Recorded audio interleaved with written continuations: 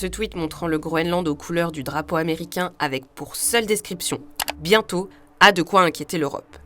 Une menace de plus contre le territoire danois, puisque ce tweet a été publié par Katie Miller, et ce, quelques heures après l'opération spéciale Absolute Resolve, qui a consisté à enlever et exfiltrer le président vénézuélien Nicolás Maduro. Sauf que Katie Miller n'est autre que l'épouse de Stephen Miller, chef de cabinet adjoint de la Maison-Blanche, autrement dit, un très proche conseiller de Donald Trump. Alors, après le Venezuela, faut-il craindre une intervention au Groenland ?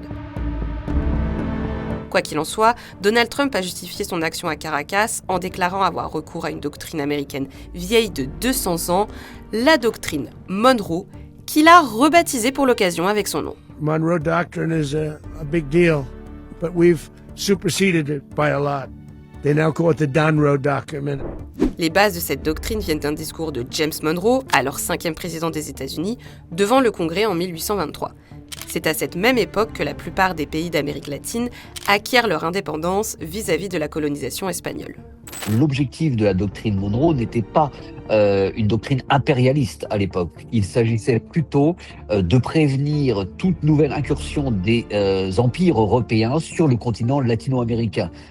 Ces pays aujourd'hui ont accédé à l'indépendance. Les États-Unis s'opposeront à toute tentative de nouvelle colonisation de la part des puissances européennes.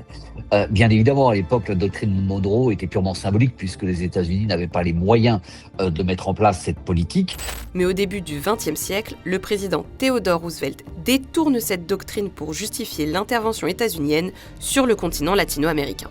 Près de 70 interventions états-uniennes sur le continent latino-américain au cours du XXe siècle pour préserver leurs intérêts économiques et également pour pouvoir bénéficier des ressources naturelles de ces pays, mais aussi pour des raisons géostratégiques durant la guerre froide. Des coups d'État, des mainmises sur le Panama, sur différents pays, tout cela a été fait au nom de la doctrine Monroe au cours du XXe siècle. Et Donald Trump est fier aujourd'hui de dire qu'il a renoué avec cette position. Under our new national security strategy, American dominance in the Western Hemisphere will never be questioned again. Cette nouvelle stratégie de sécurité nationale, on la retrouve sur le site de la Maison-Blanche et il y est clairement inscrit que l'administration Trump veut reprendre le principe de la doctrine Monroe et la renforcer. Trump a revendiqué une nouvelle doctrine Monroe qui a donc pour objectif de mettre en place dans l'hémisphère occidental, donc sur le continent américain en général, mais particulièrement sur le continent latino-américain, ce nouvel ordre international où la loi du plus fort prime et où donc les États-Unis peuvent faire leur loi. Alors, dans ce contexte, ce tweet d'une proche de Donald Trump n'a pas été pris à la légère, car l'annexion du Groenland par les États-Unis a été l'une des revendications du président depuis le début de son second mandat. De nouveau interrogé sur le sujet à bord d'Air Force One après l'intervention américaine au Venezuela, le président des États-Unis n'a pas vraiment été rassurant. From the standpoint of national security, and Denmark is not going to be able to do it, I can tell you.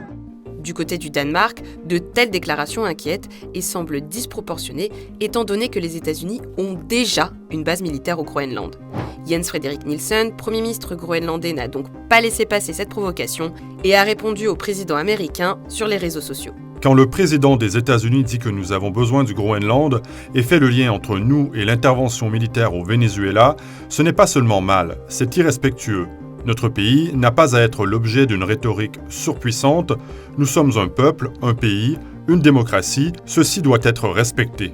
Déjà en décembre, la nomination d'un envoyé spécial américain pour ce territoire avait provoqué l'indignation. Et pour cause, sa mission principale consiste à intégrer le Groenland aux États-Unis.